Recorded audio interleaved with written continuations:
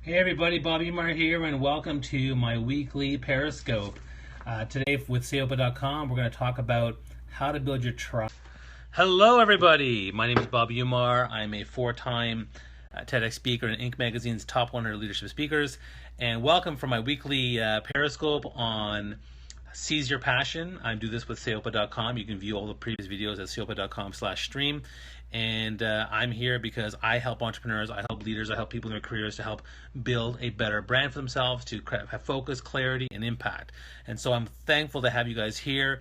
I'm here weekly at 11:45 a.m. Eastern Standard Time to share my thoughts. Today's topic, a very, very important one, which is how to build your tribe. I get asked all the time, Bobby, how did you build such a large tribe? Now, how big is my tribe? Well, it's about around 375,000 followers. I have 350,000 people plus on Twitter. I have 6,000 plus on Instagram. I have 6,500 on LinkedIn. I have thousands others with my email lists and all that kind of stuff. So I've built that up over the years. So what I want to do today is, share some of my thoughts on, how I did that and how that worked. Because if I can do that, that'll help you build your passions and build your projects and build some impact for what you're trying to do. And the hearts, I love the hearts. It's fantastic. It feels good. So keep up the hearts. It's great. We love the hearts. Share this on Facebook. Share this on Twitter. Get people part of the conversation. There's 14 people here. That's fantastic. Let's talk more.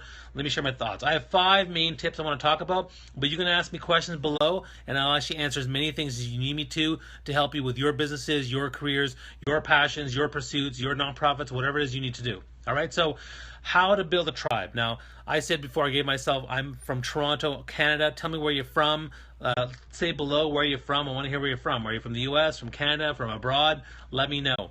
But let's start off with the first thing. What's the first thing that I do to build a tribe? And simply put, you have to launch a big plan and plan a big launch.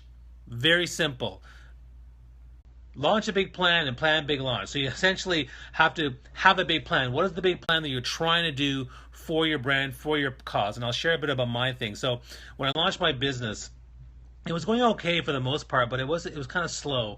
And then I saw the opportunity with social media to try to make an impact. And so what I did was, I was like, you know what, I need to really... So I planned a whole social media strategy. I worked on it for about 3-4 months. And then I was like, you know what, we need to now launch this baby. And so what I did was I planned a big launch party and a big launch announcement the day of my TEDx talk. So my first TEDx talk was March 5th, 2011. And at that point, I was ready to launch a newsletter, a Facebook page, a Twitter strategy, a YouTube channel, and I sent out an email to like my 5,000 people on my email list. And so when that happened, I planned it on March 5th. I said, this is the day I'm going to launch my big plan, and I planned that big launch. So what I did was that very day, I just went, okay, well, I may have jumped in, not exactly. I was planning it. I was planning for like 3-4 months. But then once I planned that big launch, I launched the big plan and boom, set off with my plan, and but in a good way, absolutely. And then within probably about 3-4 months, I had about 5,000 followers on Twitter, because we all started at 0, honestly. And then 5,000 followers on Twitter. I got my first paid gig from Twitter, and then I never looked back. And I just kept going. And you launch it, everyone knows. And it was a struggle at first. Some things didn't go very well. Like my Facebook page didn't go very well. Twitter went really, really well. LinkedIn went pretty well. And then over the years, I started adding more things. So probably 2 years later, I added Instagram as part of my strategy. I stopped focusing on Pinterest. I stopped focusing on Vine. And now, like recently, I've added Periscope and I've added Snapchat to my whole strategy. Good question. Why do I think my Facebook page didn't go well? Well, one of the issues with Facebook is that at the time, Facebook was allowing only 6 to 8% of people who are following your page to actually see your post. So when I post something on my Facebook page, my business page, only 6 to 8% would see it. Now, it's actually gotten worse. Now it's 1 to 2%. So even if you have a page of 100,000 people, only 1% will see your posts, which is actually kind of crappy. And the reason is because Facebook's business models, they want people to pay for paid ads, which is smart.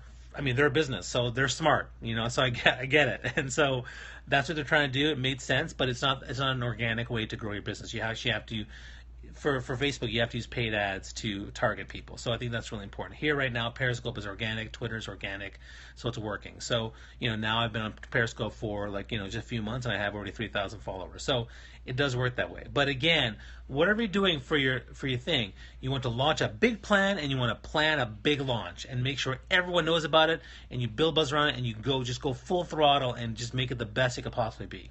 That's the first thing you want to do. Now, if you have any questions or any suggestions on what you do to build your tribes, let me know. The second thing that I would do, and again, if you like what you're hearing, share the heart, share it on Facebook, share it on Twitter, and let people know about this, because I'm going to be sharing some more thoughts.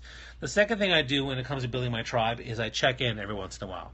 So I check in to see how people are doing, how are their pain points, is what I'm talking about really resonating. So one of the things that I checked in for my business, before, one of my vision statements was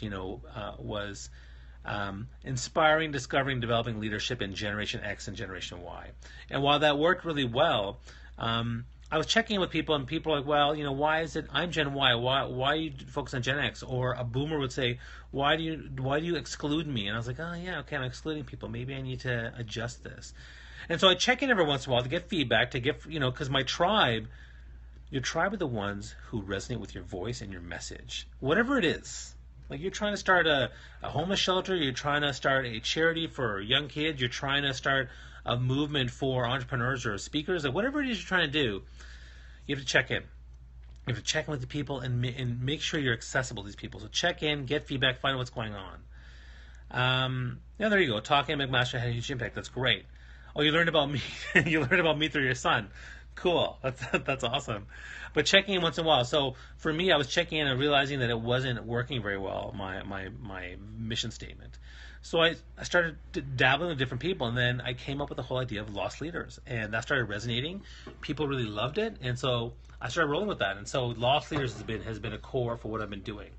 I've also tried other things as well, but I mean, for the most part, I do check in with my team. I check in with my tribe. I check with my audience. Remember, your tribe is everybody. Your tribe is your team. Your tribe is your friends, your family. Heck, even my mom's part of my tribe, because she's on Facebook. At first I was like, oh, my mom's on Facebook. Oh no, but you know what? She loves everything. She likes all my stuff. Love my mom on Facebook. It's amazing. So your tribe is a lot of people. So definitely get in and connect with all those people. The third thing to do to build a tribe, and again, we're talking about my tribe is 375,000 strong. Another one is you have to empower people to do stuff for you, so delegate stuff. And so once you have, there's a great TEDx video with this guy who's dancing kind of crazy weird, and there's a TED talk about leadership and about tribe building. And it wasn't just the guy being able to dance on his own, but what was really important was the second, third, and fourth person who joined him, who then encouraged other people to join. And next thing you know, there was thousands of people who were all dancing that way. It's a great thing, because when you have 2, 3, or even 4 people who are loyal to your cause and your tribe, then you know what? You should leverage them and empower them to build your brand for you. So I've used that in many ways. So for example, I run Humans of Canada, which is a Facebook group, but one person was really into it, so now I let her run that, and I just give her guidelines, and she does it. Same with my DYPB.ca brand, the Discover Your Personal Brand Conference. I empowered people who really want to do it. I said, fine, you do it, and I will empower you, and I will support you, and let them do it. And it's amazing. I would never be able to accomplish what I've done with DYPB without the help of the tribe members. So when you empower people, then you definitely build a huge tribe, because now they're building sub-tribes within their own communities, and they start to join. So I now, at one point, I think I was calculating it, between the work I was doing last summer with Cool Connections and DYPB and Humans of Canada and other things, there was probably 30 people working on projects that I was spearheading, but they were doing it out of their own time, because they believed in it and they felt empowered and they want to make a difference. And that's powerful. That's how you build a tribe. You empower other leaders, you build other leaders, and they'll start doing stuff for you. And that's where it really can be extremely powerful. So for me, empowering people like I did with DYPB was actually a really good thing. Now again, if you have any questions or comments, put them below and I'll I'll answer them for you, but also let me know.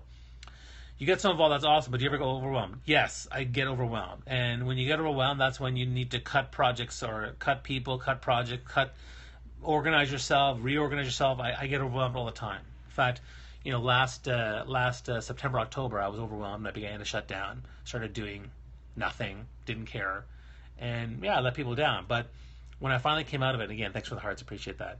When I finally came out of it, I said, you know what? I apologize. Here's where I was in a really bad place. I'm trying to get back into it. Recently I've been the same thing. 3 days ago, my father-in-law passed away, and I just stopped everything, focus on family, focus on my wife and my mother-in-law, and being there for them. And sometimes that happens. You got to do the right thing for the right people at the right time. I appreciate that. Thank you. And we're still dealing with it, and we'll deal with it for the next months and years. But at the same time, we have to also move forward. We have to be open to it. And we have to check in with those things that are going on. I'm still doing this weekly, and I think it's really important. But I appreciate the condolences. Thank you, guys. I appreciate that. But again, back to this. We know the 3 things I've done to build a tribe. Number 1, I launch a big plan and plan a big launch. And thank you, guys are really sweet. Very sweet. I appreciate it. Number 2, you check in with your tribe, whether your friends, family, or the people out there. Number 3, you empower people. Empower the first 3, 4 leaders that are part of your organization to really help you build it. That's a big part of it. I love the hearts. Thank you. Let's go to 4 and 5. Number 4, you need to respond, engage, and be accessible. So as your tribe builds, from 100 to 1,000 to 2,000 to whatever, when people, I send my email to 7,000 people. When they email back, I respond back. When they tweet me, I respond back. Now, of course, you can't tweet everybody. It's impossible. In the beginning, I used to tweet back, "Hey, thanks for following me." But by the time you get to 1,000 people, you just can't respond to every single person. It takes too much time. So then I started responding every 500. Hey, my first 1,000, just passed 2,000 followers on Twitter. Glad to connect with you guys. But again, you have to be responsive. When people send me personal messages, I almost always respond. Unless they're haters or whatever. But for the most part, I always respond. I always engage. I make myself accessible. When your tribe knows that they can access you, they love that. So they know that, people know now in my tribe that when they email me or they text me or they Facebook message me or they tweet me a personal nice message, I almost always respond. And even if I don't, let's say I miss one and they send me a message, I'll respond. I probably hit 90-95% of everything that's sent my way. And you're like, well, how do you respond to that? Well, I make time for it, and if not, I get someone to help me make time for it. So you can do that, and when you do that those people will speak well of you. They'll start to build your tribe. A good example of that is I have a weekly tweet chat called Power of Connection Chat, and this year I was kind of overwhelmed with this class I was teaching, and so the people in the network actually offered to co-host it for me while I was busy. That was amazing because they love that. They're part of that tribe and they wanted to keep it going. So they did that. They took it on. Fantastic. So my 4 things: plan a big launch by launching a big plan. Check in with your tribe. Number 3, empower people. Number 4, respond, engage, and be accessible. The 5th thing I do to build a huge tribe of 375,000 plus is all about branding. You need to have a strong brand, know who you are, what is the brand promise. And when you know what that brand is, you can then focus that brand, you can then feed that brand, you can then fuel that brand, you can fire that brand. So focus, feed, fuel, and fire the brand. That is you. My brand is all about heart leadership and helping people and lost leaders and love and gratitude and helping people be better for themselves so they can be better for everybody else and create impact. So if my work will help you be a better person, you will then better impact the people around you as well as the projects that you're seizing your passion on. So for me, the brand is a big part because brand has an emotional connection. It resonates. When I said lost leaders with my brand, boom, people got it. When I said I'm trying to help inspire leadership and leadership that will be evolving, growing, and changing for the better, boom, people got it.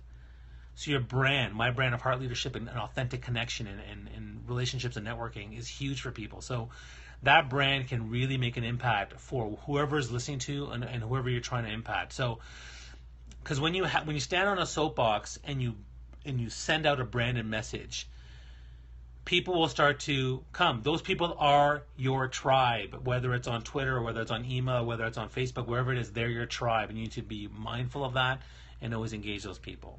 All right, so those are some of my thoughts. I'm sharing some of my own personal stories of how I'm doing that. Hope you found that useful.